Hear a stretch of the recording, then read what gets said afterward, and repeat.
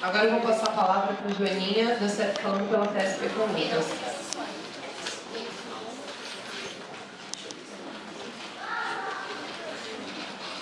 Então, bom dia. Meu nome é Joaninha mesmo. Não é Joane, não, filha de Joaninha. Meu nome é Joaninha e alguns chamam de Joana. Eu sou de Santa Catarina, sou professora de Química da Rede Estadual Pública, estou aposentada, sou da Secretaria Executiva da CSP Conlutas, estou morando em São Paulo agora, há pouco tempo, e estou aqui com muito prazer para a gente participar dessa plenária da ANEEL, com o objetivo da gente ajudar ou socializar informações que permitam conclusões no final da plenária, que nos leve a ter, por parte da Central, cada vez mais o fortalecimento do polo da juventude e na aliança com o movimento operário. Então, nesse sentido, eu queria fazer algumas contribuições sobre a conjuntura e aí também sobre a política econômica, para que a gente pudesse ver com vocês aqui no debate, não sei se vai ter debate em seguida, o que é possível avançar, enfim. Nós estamos aí diante de um desafio grande, que é construir um dia 30 de agosto como um grande dia de paralisação no país, e queremos trazer, junto com todas essas mobilizações que estão colocadas, o levantamento que a gente fez até agora é que, no mínimo, vai ser igual ao dia 11, e no dia 11 a gente paralisou 2 milhões de trabalhadores, que seja superior. Então, como a companheira falou anteriormente, nós estamos numa conjuntura, eu vou pegar o centro por aí, em que houve, a partir das jornadas de junho, uma mudança na correlação de força. O que significa isso? Nós vínhamos numa conjuntura aparentemente de bem-estar social, numa conjuntura de alta popularidade, sempre divulgada pela mídia do governo federal, né? Uma conjuntura em que diziam que estava tudo bem com o ProUni, com Bolsa Família, com tudo isso, e uma conjuntura bastante defensiva, com muitas lutas atomizadas, parciais, mas bastante defensiva. A entrada em cena do movimento na jornada de junho muda essa correlação de força. Muda. Nós passamos a ter uma conjuntura que sai da defensiva para a ofensiva. A classe, a juventude, os trabalhadores vêm. Agora resta a gente construir a direção para ter um processo consequente nisso. E hoje ainda tem na esquerda muita gente, particularmente setores de dentro do PT, que dizem que aquele movimento de junho foi construído pela direita, os patrões liberaram, teve muita coisa, e que por que eles dizem isso? Porque eles reivindicam que esse governo tem cumprido o papel progressivo. Então, não tem análise do que significa, de como está a situação da população.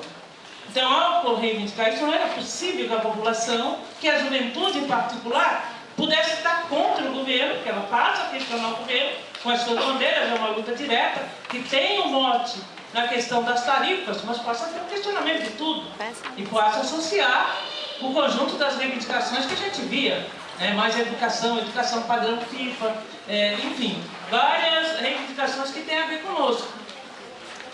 E isso foi provocado por quê?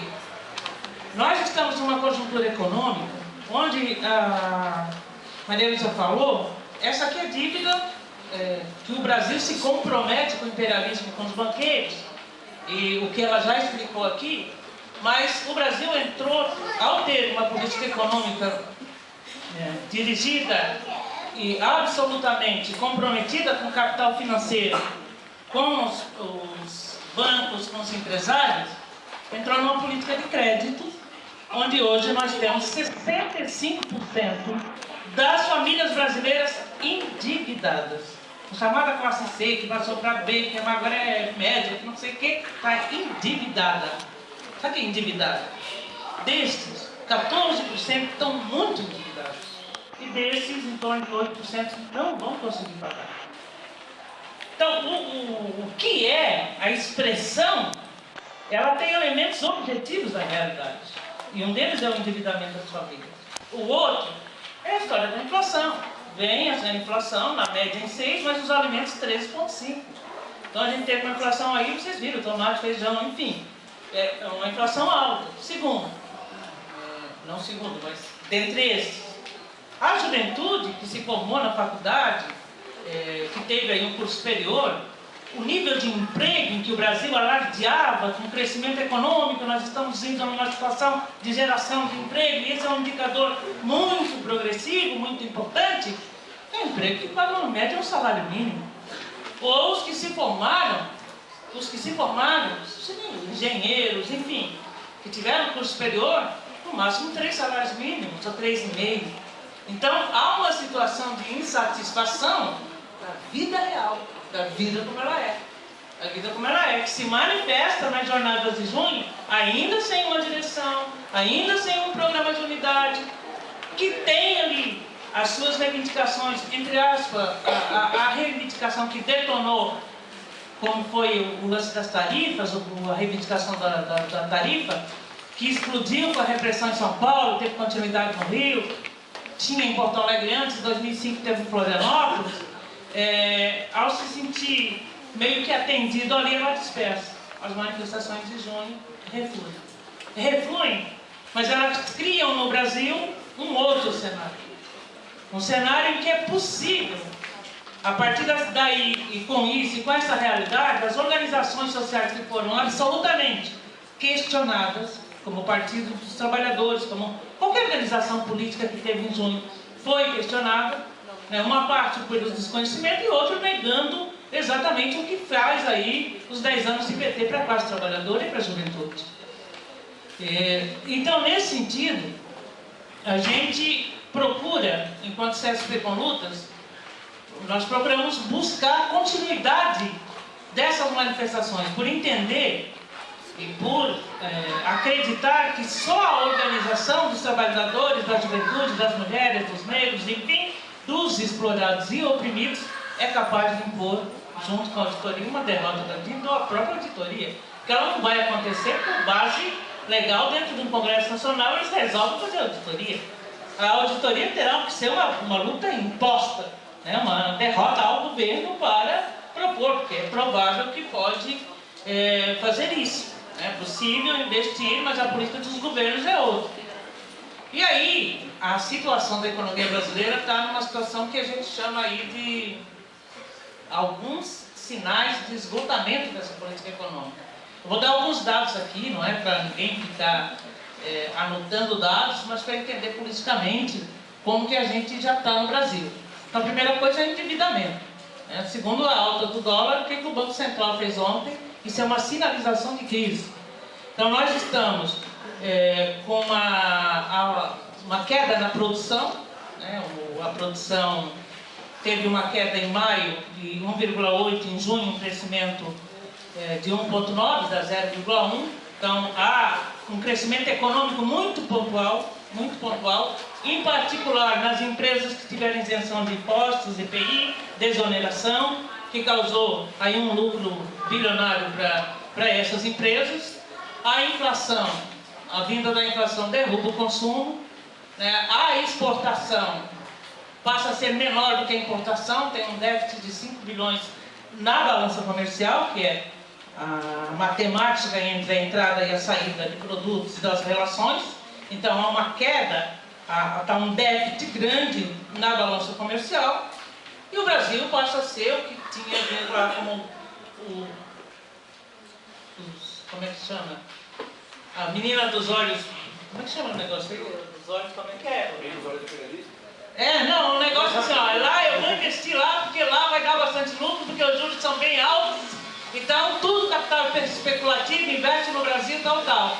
Em decorrência dessa situação que a gente está vivendo, e aí às vezes o menino riu de mim, eu sou professor, eles riam de mim também, e algumas coisas assim, é a menina dos olhos, a expressão é essa. O Brasil, em decorrência disso, somado à crise econômica internacional, já não é o grande atrativo para o capital financeiro internacional. Vocês viram ontem, deu uma matéria que os Estados Unidos elevou os juros, que o Brasil é o país que tem a maior taxa de juros, elevou os juros. Os investidores que trabalham na lógica do capital especulativo, ou seja, do capital volátil, em que investe em bolsas, investe em bancos, investe nessas situações que dão lucros imediatos e que, se ao não ser da produção, podem se transformar em pó. Então, nesse sentido, o Brasil vive uma situação de elementos em que a gente pode dizer que nós estamos diante de sinais de desaceleração da economia e elementos de crise, com a diminuição do emprego, com o endividamento das famílias, mas pasme com aquilo que a Maria Luísa falou, um lucro extraordinário, superior ao governo FHC para os banqueiros. Os 3 maiores bancos privados do Brasil lucraram no governo Dilma em torno, somando aí toda a margem de lucro que tiveram, o PIB de 33 países. Então essa é a dinâmica, não é que por lado uma Bolsa Família de 70 a 100 reais e por outro lado 14, 7 bilhões de Itaú. Então essa é a relação que demonstra a política e que nós, enquanto trabalhadores, vamos ter que reverter, que inverter. Então por isso que a gente diz, a manifestação de junho se choca com a política econômica. Ela é um choque, ela se enfrenta, ela vai direto com a política econômica. Esta política econômica não responde às reivindicações da classe. Essa política econômica não satisfaz a juventude, não satisfaz... Esse modelo econômico não satisfaz o nosso povo. E não satisfaz por esses elementos que eu dei e muitos outros, que não é possível na apresentação falar. Agora, o que precisa então, a partir da jornada de junho, que teve sua reivindicação em tese atendida, que dá o marco de uma nova conjuntura, precisa de que o movimento operário entre em ação.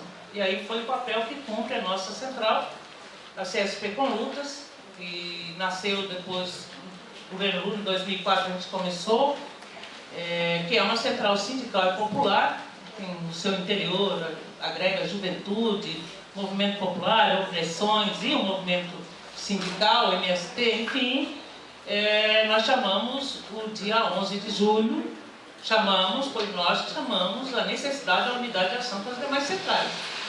E fizemos uma pauta unificada que partia da contradição ao PL 4330, que é a privatização, a legalização daquilo que já existe, mas a ampliação, dando a base legal para os empresários continuarem, que é a terceirização.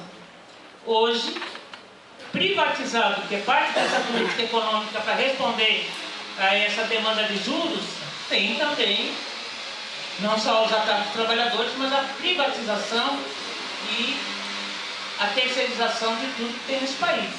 Petrobras estão privatizando, só 35% das ações são nacionais. Nós estamos vendendo óleo cru a preço praticamente de banana, importando a gasolina muito mais cara. O pessoal da Petrobras lá, o pessoal que vê um painel com os petroleiros, quando eles dizem tudo que acontece com o petróleo no Brasil, a gente dá uma indignação imediata, porque qual a forma política que se administra. E nós chamamos então a CUT, a CTB, todas as centrais que têm responsabilidade, porque ao dirigirem, ao estarem na representação do movimento sindical, têm a responsabilidade de ter um caráter de independência que não tem, independência do governo e questionamento a essa política econômica em defesa da pauta dos trabalhadores. E evidentemente há uma contradição, particularmente pela CUT. A força faz um movimento, mas a CUT é uma central que desde a posse do governo federal, o governo Lula, ela se integra ao governo, passa a ser parte da gestão do Estado brasileiro.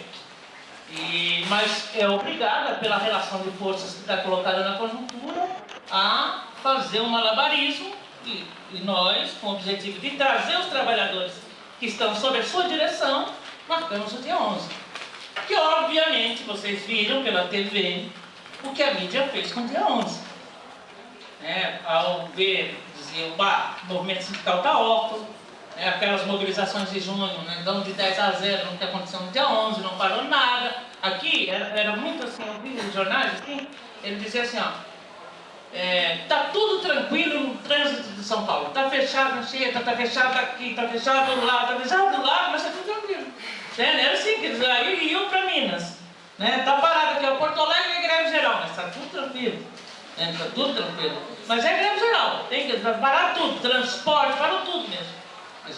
Mas tá tudo tranquilo. né? Eles não conseguem, o movimento sindical não consegue trazer para as ruas as suas bases sociais, as suas bases sindicais para questionar a política, como foi aquele movimento espontâneo, tal. Ou seja, por outro lado, o discurso, né? Você está fazendo parte do movimento da direita, a direita interessa, né, derrubar esse governo para colocar o seu. Na nossa opinião, este governo cumpre o que a direita quer. Então, se você tem aí qualquer deslocamento como o PSDB, enfim, não é por conta de que o governo que nós temos hoje não está cumprindo o papel que a burguesia imperialista como que eles querem. Então, no dia 11, nós paralisamos por baixo 2 milhões de trabalhadores, dia 11 de julho. E foi muito importante, de qualidade na nossa opinião, porque traz o movimento operário da produção. E nós sabemos que os trabalhadores, o sujeito social, que vai realmente chegar para poder expropriar a produção, tem que ocupar as fábricas, e esses trabalhadores vieram para a rua. Uma parte em que a gente conseguiu chegar. E esses trabalhadores vão vir no dia 30. Naquele momento, havia recesso em vários estados já da educação pública e das universidades. Naquele momento, o movimento estudantil organizado, reivindico aqui a ANEL, não a UNE, né? A UNE é do governo, não tem... o movimento estudantil organizado não estava na forma como poderia estar por conta dos recessos. Mas agora no dia 30 não é assim. No levantamento que a gente fez, todos os estados a educação básica vai paralisar. Aqui em São Paulo está marcado um ato da Teoeste às 13 horas. E nós estamos contando, movimento operário também, mineração, todos os que paralisaram no dia 11 e para além disso. E nós esperamos construir grandes manifestações, tendo como centro não exatamente as manifestações de ruas, mas a paralisação. Então é um desafio muito grande, que está colocado para o dia 30. Os estudantes têm em si, para si, a bandeira do 10% do PIB, que a gente defende, que é uma das bandeiras que está colocado, como, na nossa opinião, na centralidade dessa luta, porque não há como reivindicar a educação pública de qualidade se não tiver investimento. Vocês viram aqui o que está sendo investido. 10% do PIB é pouco e a Dilma se nega. Os governadores fazem toda uma proposta aí de não aplicar os 10% do PIB já, de aplicar só em 2023. Estão fazendo uma grande peça dizendo que os royalties do petróleo, agora sim, né? Apresentamos, nós ganhamos, foi aprovado, nós vamos ter os royalties do petróleo. Para vocês terem uma ideia, o que foi aprovado garante que daqui a 10 anos apenas, podemos ter um incremento para a educação de 1% do PIB. Daqui a 10 anos, por conta da comercialização do que vai ser explorado, não foi votado em conjunto. Então, nós estamos numa situação, nessa bandeira do 10% do PIB, junto com a demanda que tem a juventude e a situação de vida da nossa classe, da necessidade da gente se unificar. Então, são vários elementos que permitem e que dão-nos a tarefa gigantesca de continuar. Fundamentalmente porque nós achamos que o dia 30 de agosto ele é parte de um cronograma em direção à greve geral nesse país. Porque nós queremos construir uma verdadeira greve geral nesse país. Nós precisamos construir uma greve geral nesse país para que a pauta dos trabalhadores e da juventude seja atendida. Para inverter a lógica hoje da privatização e terceirização. Hoje tudo está sendo privatizado. Se vocês derem uma olhada em qualquer internet, em qualquer site, vocês vão ver portos, aeroportos, hospitais das universidades, saúde como um todo, uma terceirização, Petrobras, tudo privatizado, tudo entregue. Investimento da Copa é para a Copa e o resto vai privatizando e vai entregando a preço de banana, como a FHC já fazia, já inaugurava com bastante eficiência no seu governo. Então, nesse sentido, eu vim aqui em nome da CSP para chamá-los a estarmos juntos no dia 30, juntos, e fazermos um debate das possibilidades e da necessidade que a gente tem. Acredito muito na juventude, eu fui professora do ensino médio, agora vocês deve ser... Tem secundarista aqui? Não, né? Sim! Galera, olha só, então, que bom.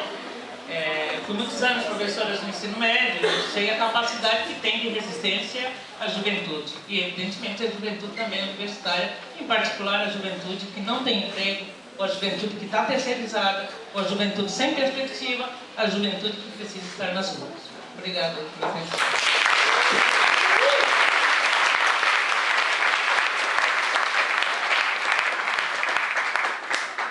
Gente, antes de passar a fala para a Yeli, tá passando, eu vi que chegou uma galera, tá passando aí a lista do pessoal da organização.